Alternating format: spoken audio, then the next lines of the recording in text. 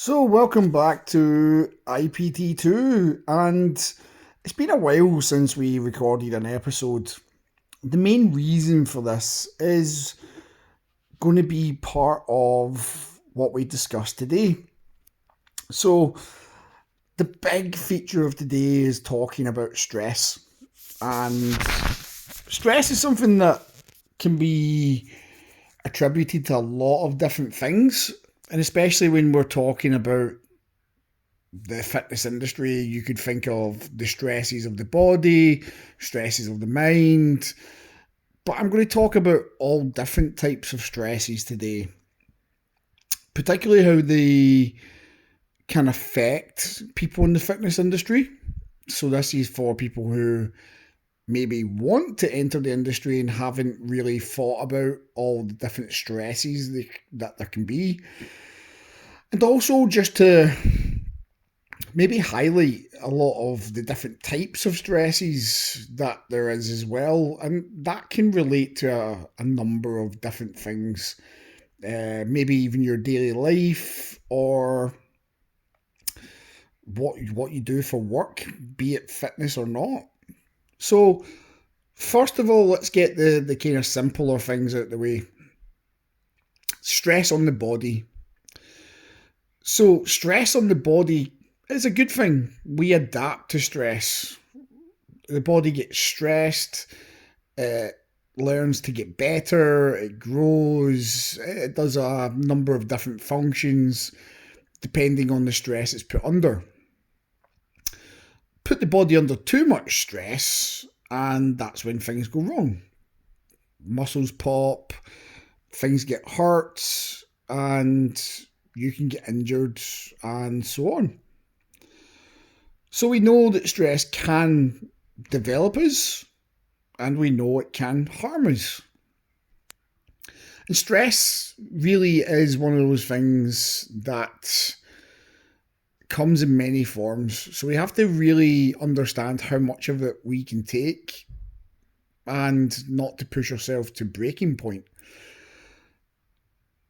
Now, then there comes the mental stress, and mental stress comes in so many different forms. Physical stress, we know, is the stress placed upon us. Mental stress, that's a whole different ballgame.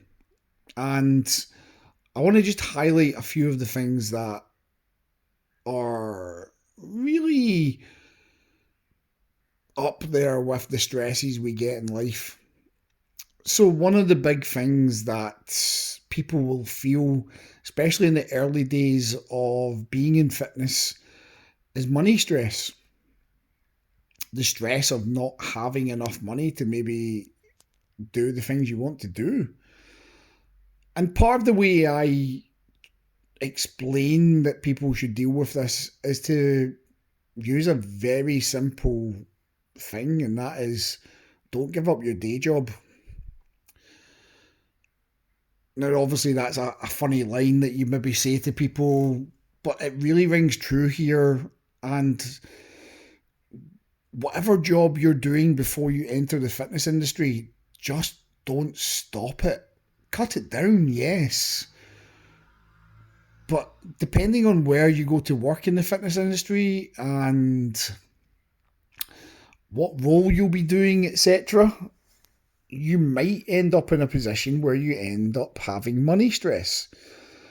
Now, money stress isn't just a fitness thing, it happens to us all. So, just like anything, if we have too much money stress, we can end up breaking. We could end up having psychological issues. We could end up having depression and long term sadness due to not having enough money to just make ends meet. That can affect your health, not just mentally, but physically as well. You might not be able to buy the food you need and so on. So it's got to be one of those things you tackle early on, is making sure that you're bringing enough income to make sure that your bills are all paid for. If you don't have those bills paid for, you could really end up in a bad place. So try not give up that job straight away. Start to cut it down, and then eventually you will get to a place where you can just say, right, I've had enough and I'm ready to leave. And that's when you can then have that full time fitness career that you always wanted. It's not as simple as just finishing your course and jumping into a gym and making money. You do have to make sure things are taken care of. And even if you are a stay at home, younger person who doesn't have many bills in their life, it still is a good idea to have backup. What happens if you don't start making money in the gym? How and what are you going to do to make ends meet? So really think about that as a stress and how to minimize that stress. Next up, probably one of the biggest ones that I feel, and a lot of other people feel this but don't really attribute it to stress, but it's time stress. So time stress for me is a lot of the time, funny enough, that I just don't have the time. I don't have additional hours and minutes to do projects I want to do, or I'm already doing projects and I can't find time to do the other things. I can't find time to spend with people because I have many jobs and many roles and many things to do. And it then becomes stress because you get stressed out that you can't make time, you can't find time. And to be honest, in the fitness industry, that happens a lot. And we tend to see burnout at the end of time stress. The stress gets so much that you burn out. You literally cannot keep the high level of whatever you're spending your time on up there. Something has to give. You might just be giving yourself far too many tasks. You might not be delegating tasks out. You might be taking on too many clients. You might be taking on too few clients, but they're so far apart that your day is just completely ruined. So there is ways around that. And if you do need support in that kind of stress, or just anything we talk about today, please obviously reach out. We can help. And even though I'm one that says I don't have time for a lot of things, I always try to make time to help others. And time stress for me is probably the biggest stress I have in my life. And it's just not having enough hours, minutes in the day to really get everything done I would like to get done. But it doesn't mean you have to stress yourself out to the point where you feel ill by it all. And if it is getting to that point, you really do need to get some support. So reach out or find somebody to talk it through with, get some support from your peers, even find out how the busy PTs or busy people you know are handling their life and see if they can give you some support. And stress again there can just completely debilitate you, especially when you've got lots of tasks on. You can end up just being frozen and not getting anything done. So preferentially, you want to make sure that stress is minimized also. I can't obviously say it enough, but stress is not a great thing to have in your life. And if you feel yourself in different areas becoming stressed, it really is not helpful to you and what you're trying to achieve moving forward. So don't let stress get you down. Find ways to manage it. And I know that is easier said than done, but it really does come by reaching out to people and finding out what others do to cope. And that's the massive win here. You have support systems in place. I mean, you really have so many different things you could look to. Obviously, IPT is number one. And then you've got things like YouTube. You've got people who are online influencers who can help you understand what they do to help minimize stress. And there's so many different types of stress I could go through. There's things like work stress and the kind of emphasis you put on yourself to be the best PT. You know, there's the stress of being in shape. There's the stress of your perception, the stress of your image, the stress of running social media. So many stresses. And if I can leave everybody with one piece of advice, it's the same thing that I tell all my students. And I like to apply this to as many things as I can in life as possible. And that's the acronym KISS. Keep it simple, stupid.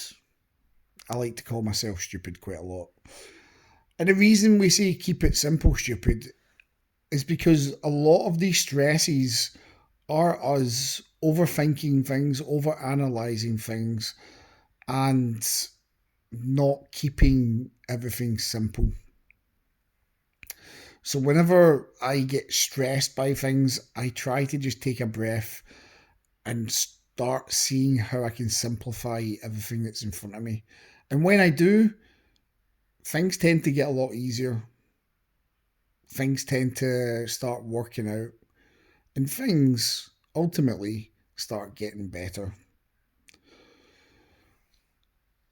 Now, the last thing to talk about is back on that physical stress again.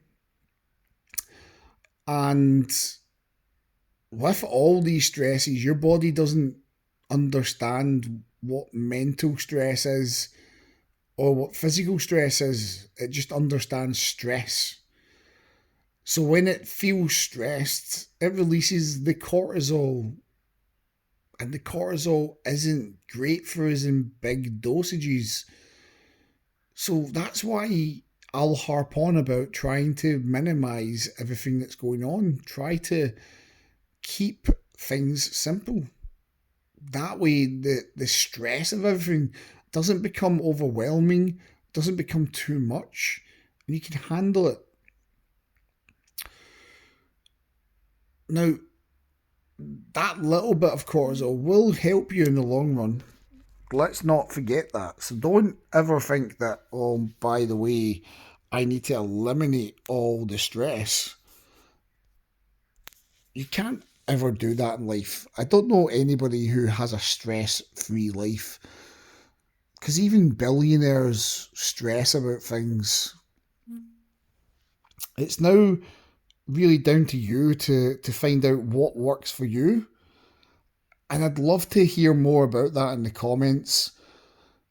And as we move into June, into Men's Mental Health Month, and into a place where people tend to feel a lot better, being that the summer months are generally where we get a lot of sunshine and just feel better in general because of that.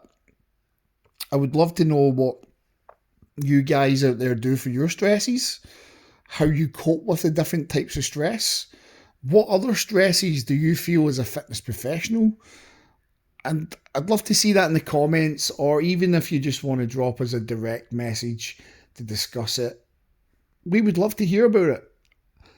And before we leave today, just remember, we're going to try and get these podcasts back out weekly. So give us a like. Let us know that you're enjoying the podcasts. Give us a share. Tell your friends about us. And most importantly, make sure you join us and join the channel so that we know we've got you as a follower and we can continue to make these podcasts to help. And if there's any topic you would like us to cover in the future, please let us know. We're always open to discuss topics. And take care until next time, guys. make sure to de-stress your life as much as possible. Until next time, IPT out.